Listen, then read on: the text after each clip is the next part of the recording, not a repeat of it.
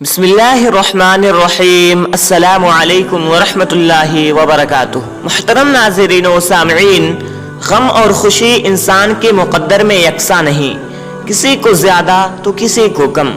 در حقیقت اس دنیا میں آسائش کے محل بھی ہیں اور مصیبتوں کی جھوپڑیاں بھی، قہقہوں کا سمندر بھی اور آنسوؤں کا دریا بھی۔ انسان کبھی سکون و آرام کے جھولے جھولتا ہے تو کبھی گردش ایام کے کوڑے بھی سہتا ہے۔ کہیں خوشیوں کی شہنائیاں بج رہی ہوتی ہیں تو کہیں صفے ماتم بچھی ہوتی ہے۔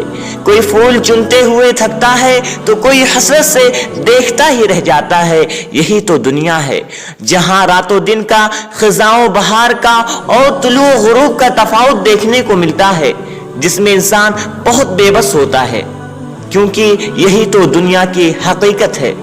لیکن کیا انسان اپنے آنسوؤں کو قہقہوں میں اور اپنے غموں کو خوشیوں میں، اپنی تکلیف کو سکون میں تبدیل کر سکتا ہے؟ جی ہاں، بالکل کر سکتا ہے۔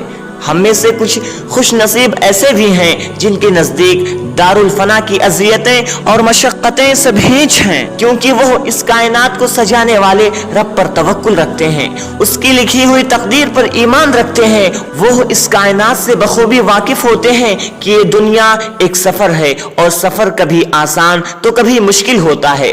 وہ جانتے ہیں کہ اختیار ہمارے ہاتھوں میں ہے، ہم چاہے تو ان مشقتوں پر چوکڑیاں بھرتے ہوئے، اٹکلیاں کرتے ہوئے گزر جائیں، یا ان مصیبتوں پر صفے ماتم بچھا دیں۔ الغرض راستہ دونوں صورتوں میں طے ہمیں ہی کرنا ہے۔ اس لیے بس یہی پوچھنا چاہوں گا کہ کیا آپ ان عقل مندوں کے زمرے میں سے ہیں جو اپنے غموں کو خوشیوں میں اور اپنی تکالیف کو سکون و اطمینان میں تبدیل کر لیتے ہیں؟ یاد رکھیں، یہی تو دنیا ہے جو اخروی زندگی کے سفر کا ایک حصہ ہے، جس میں ہر کوئی مسافر ہے۔ پر افسوس اس ناسمجھ انسان پر جو دنیا کے لیے جیتا اور ان راہوں پر آنے والی مشکلات سے ڈر کر اپنی آخرت کی خوبصورت منزل سے بھٹک جاتا ہے۔